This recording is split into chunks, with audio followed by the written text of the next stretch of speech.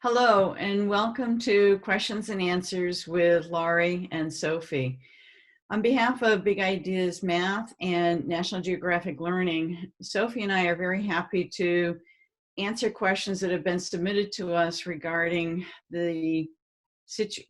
regarding online learning that is now going on in our country and actually across the world. I'd like to introduce my friend Sophie Murphy and have her give a little bit of background about who she is and her work with Big Ideas Math and also National Geographic Learning. Hi, Laurie. It's really great to be here.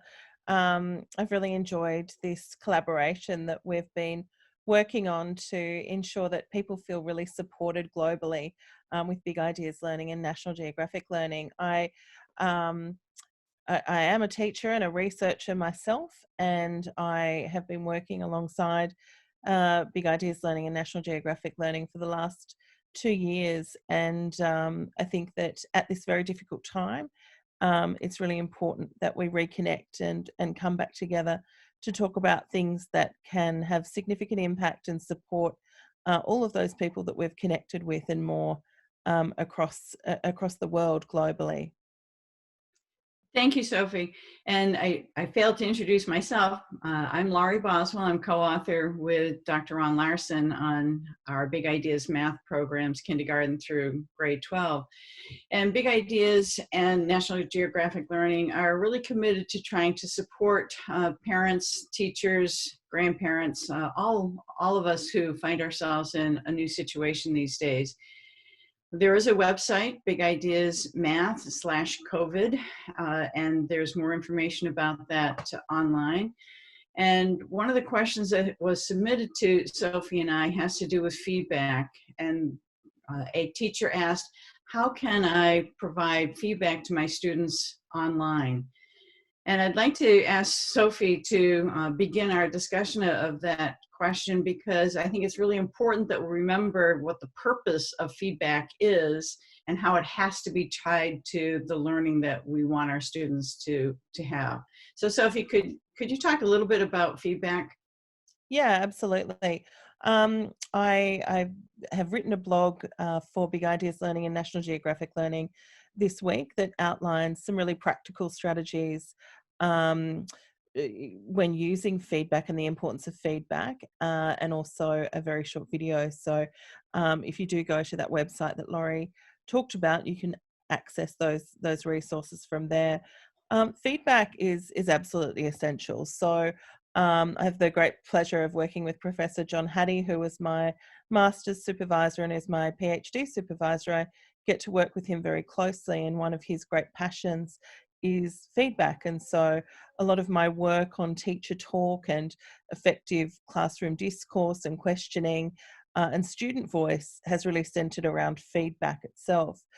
We know that feedback is one of the things at the very top, if we're looking at John Hattie's research of the things that really make a difference. The interesting thing about feedback is that whilst it has what he would call about a 0.75 effect size, and when we're looking at what that means, essentially it's 0.4 is a year's worth of growth for a year's worth of schooling. So really almost 2 years growth that can be achieved through great feedback. But the question is what is that great feedback? So when I first was working in a school and I had a K-12 role and looked at John Hattie's work, our school decided to take on feedback and that notion of 0.75, but not really explore what effective feedback is. It's interesting because about 1/3 of feedback is actually negative, and it doesn't have a great effect size. So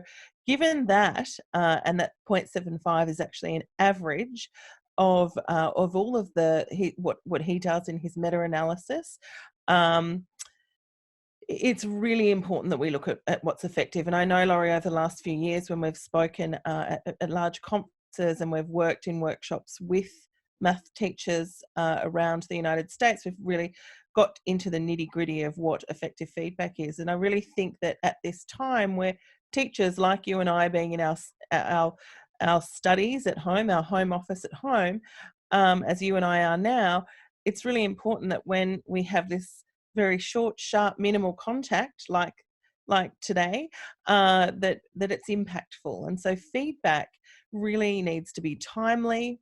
It really needs to be, our students need to know exactly where they are, where they're going, and how they're going to get there. One of the things that we often leave off with effective feedback is the notion of where to next. And so our students really need to have an understanding of what is their where to next. So it's a shared level of feedback. When I was talking about the in the blog, I talked about the notion of exit tickets. That type of feedback is also what type of feedback students can give their teachers about their teaching. So feedback is really a two-way street. It's not just teacher to student, it's also student to teacher. And Sophie, with regard to the feedback loop and feedback from teacher to student, I know that we've spoken many times about teacher clarity and the importance that the feedback be tied to what it is that we want our students to learn and how will they know that they've been successful in learning it. So that importance of making sure that the learning target or the learning intention is well stated, as well as what does success look like for students. And in this online environment, that can still happen.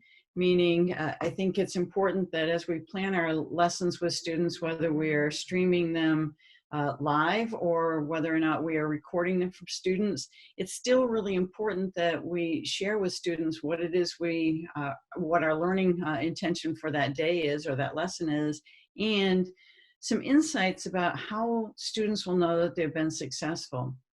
And I Absolutely. just wanted to take a moment, Sophie, and share some resources on our website, if I could take a moment to do that. So let me switch screens here and go to another screen that I have available to me. You're seeing now, I hope, you're seeing my dashboard at the Big Ideas math website. And if we scroll down from my dashboard here, you'll see that one of the bullets that pops up here is the learning target and success criteria for a very specific lesson that that I had been working on recently from first grade. And so being able to share that information with students, because I want my feedback to tie to the success criteria down here. So that's one resource for you in terms of this online teaching and learning that we're all in. I also want to make mention of the game closet, because when students are playing games, they're getting feedback from their responses in this, and the game closet activities can be done online as well as printed and done with a partner, maybe a sibling or a parent at home. We also have a video library on the website, and one of the series of videos that we have relate to pedagogy. And of course, within that would be a video on feedback. So I would encourage you, if you're looking for those resources, that there are some at the Big Ideas Math website looking at the learning intentions and success criteria, the game closet, and the video library. But bigger than that, and I want to come back to our shared screen here. Bigger than that, I want you to remember that as students are working online, either in a lesson or on their assignments, I know at our website, and probably I would expect many different websites, students are receiving feedback in terms of their responses. But we also want to make sure that they're being directed then to that next step that Sophie talked about, where to next. And hopefully the resources they have are robust enough so that it is sending them to that where to next spot, whether it be a video that would help support them in their learning, or to challenge them in that next step, or perhaps some resources that would allow them to go back and fill in some gaps if they're having difficulty. So look for those website resources that allow students to receive feedback to answer that question about where am I now in my learning, and where to next. And I know that in terms of the students who are working off of our website at Big Ideas, they're receiving that type of feedback.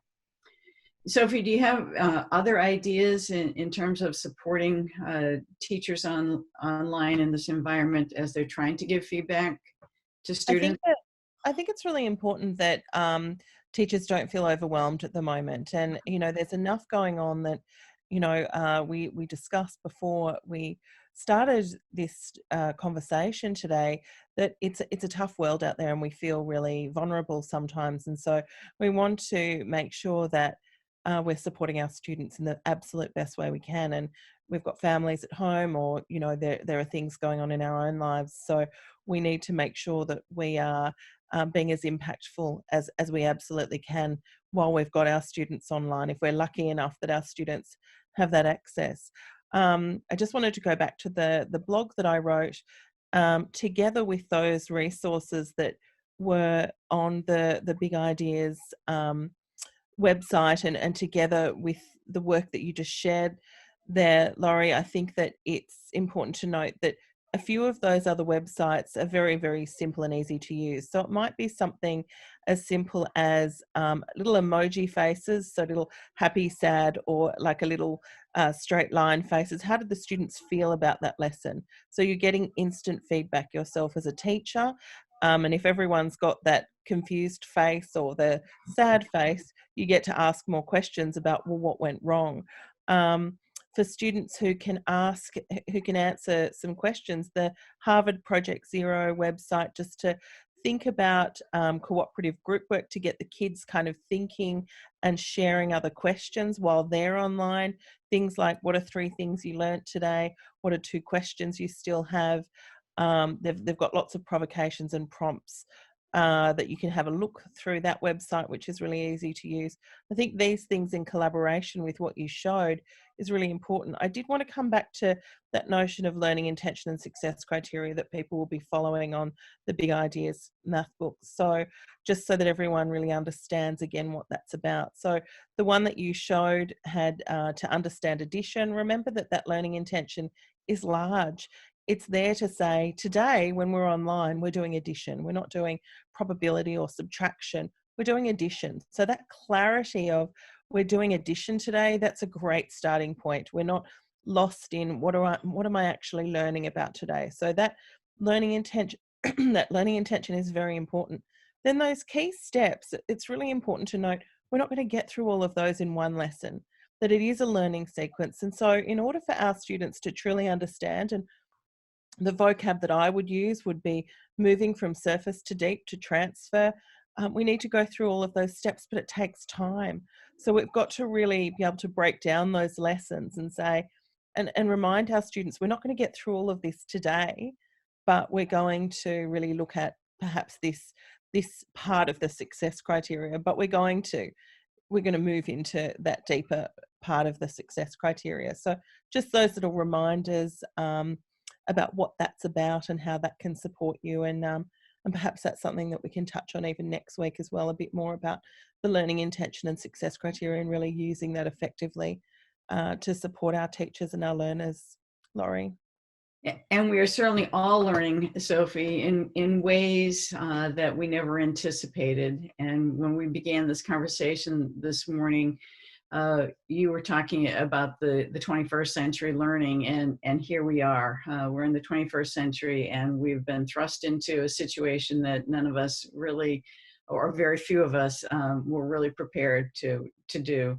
And I want to end with a reminder for all of us that we need to try to keep the fear at bay, and to try to remain positive, and to keep our focus on the learning and the growth for our students. And that can be very challenging, but if we don't do it for ourselves, if we don't keep that fear at bay and really try to focus on our own learning and our own growth, it's going to be difficult to do that with our students. And be kind to yourself. We're all in this together. We are all trying to learn in very different ways than we thought we would be 2 months ago. So I'm going to end it with that and ask that if you have other questions that you'd like to ask of Sophie and myself, if you would submit them to the Big Ideas website connected with this video. And again, my thanks to you, Sophie, for joining us today, and thank you to all of the educators out there that are doing an awesome job in helping our students learn and grow. So thank you so much. Thanks, Laurie. Bye now. Bye.